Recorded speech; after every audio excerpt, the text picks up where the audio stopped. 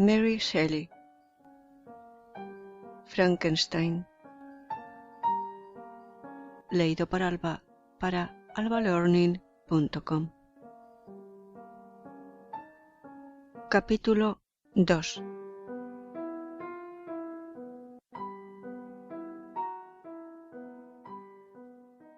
Cuando contaba 17 años, mis padres decidieron que fuera a estudiar a la Universidad de Ingolstadt. Hasta entonces había ido a los colegios de Ginebra, pero mi padre consideró conveniente que, para completar mi educación, me familiarizara con las costumbres de otros países.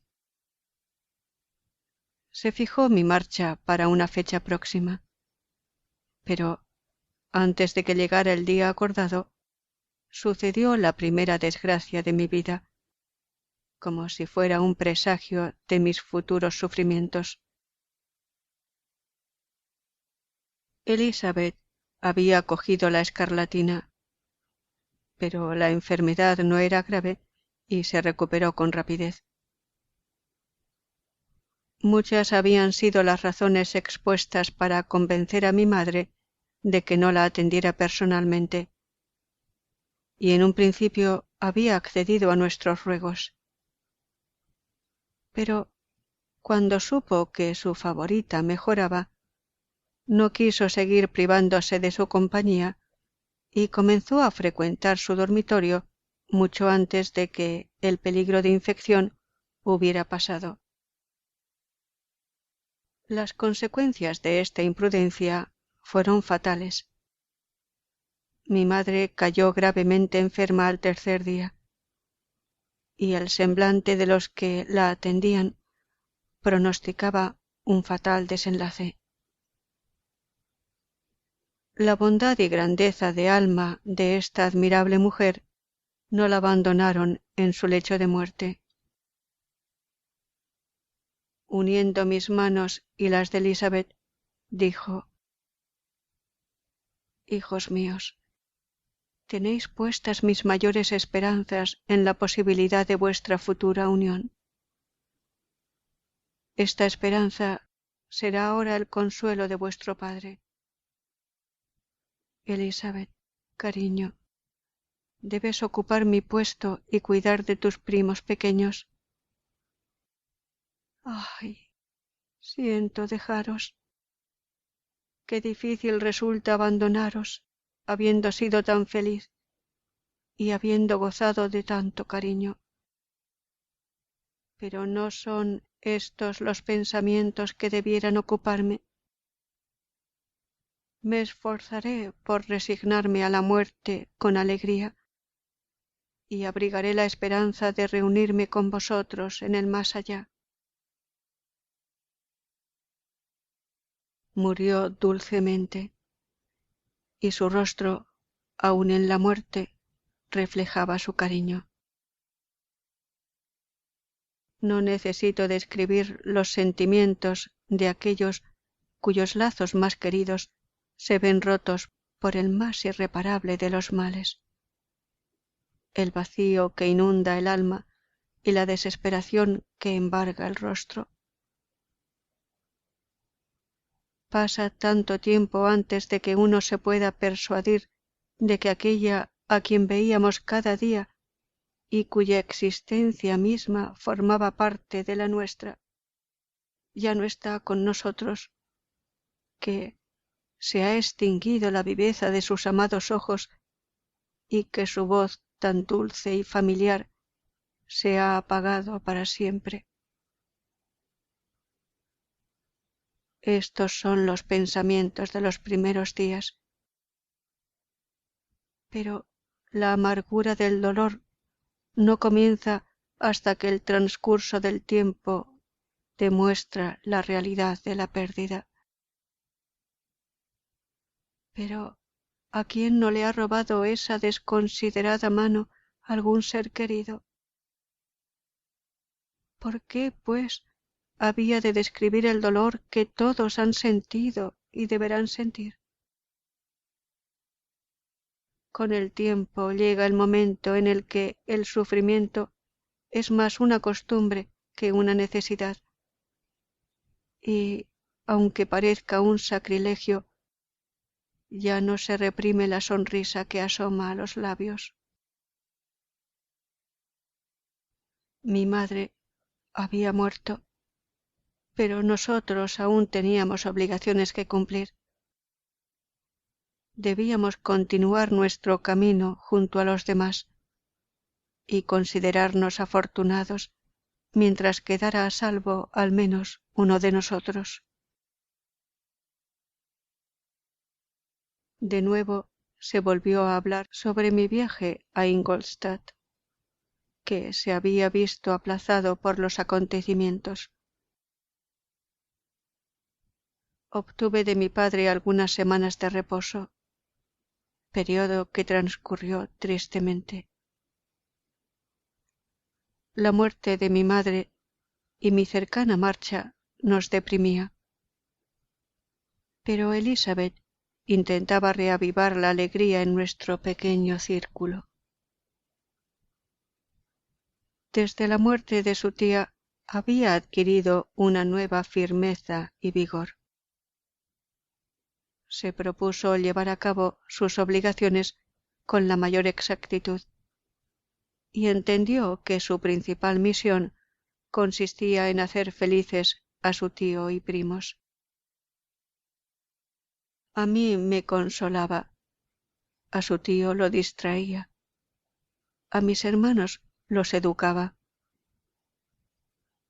Nunca la vi tan encantadora como en estos momentos, cuando se desvivía por lograr la felicidad de los demás, olvidándose por completo de sí misma.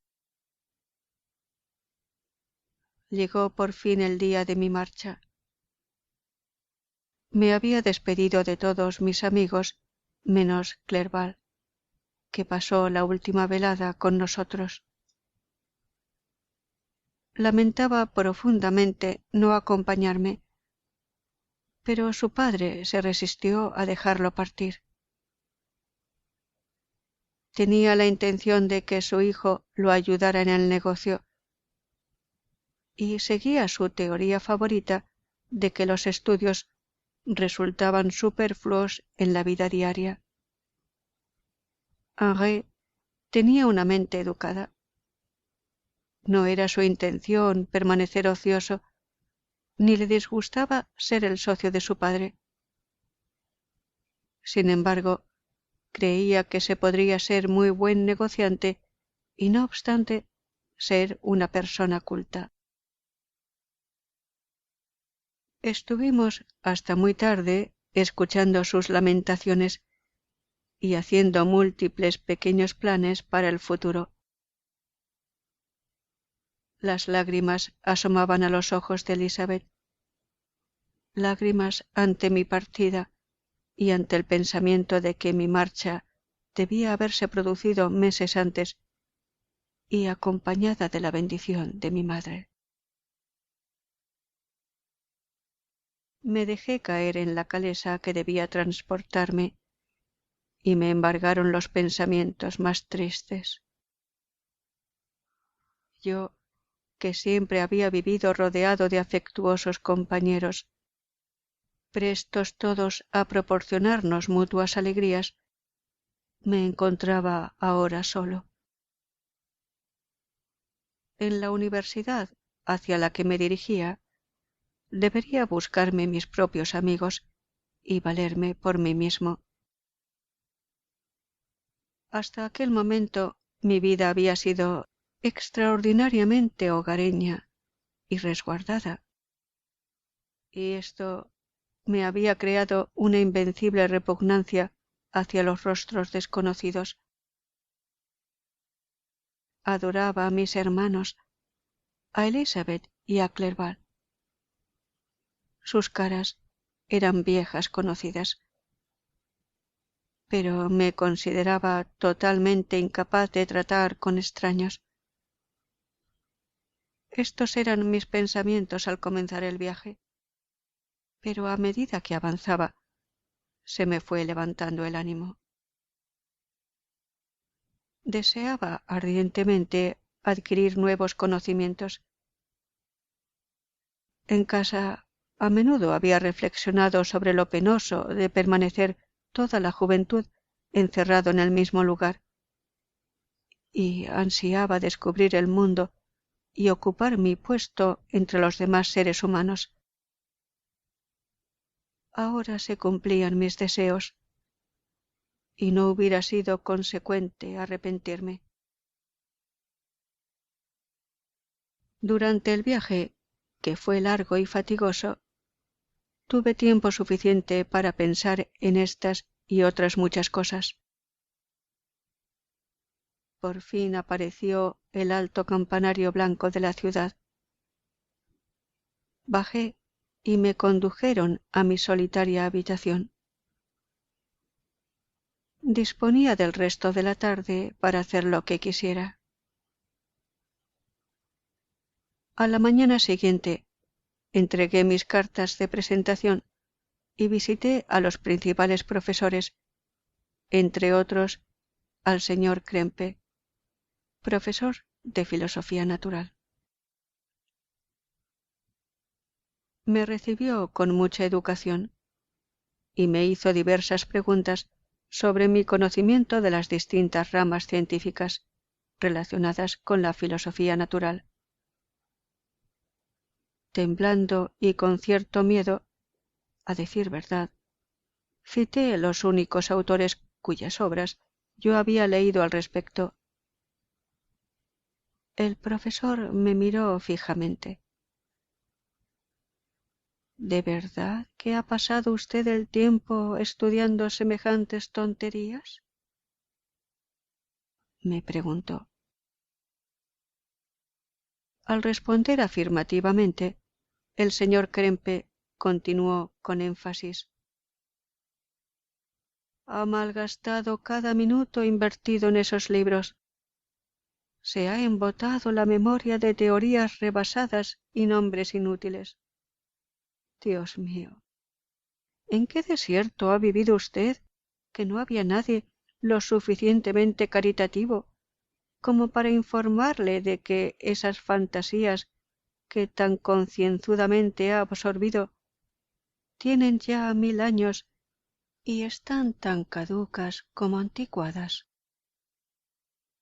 No esperaba encontrarme con un discípulo de Alberto Magno y Paracelso en esta época ilustrada. Mi buen señor deberá empezar de nuevo sus estudios. Y diciendo esto, se apartó.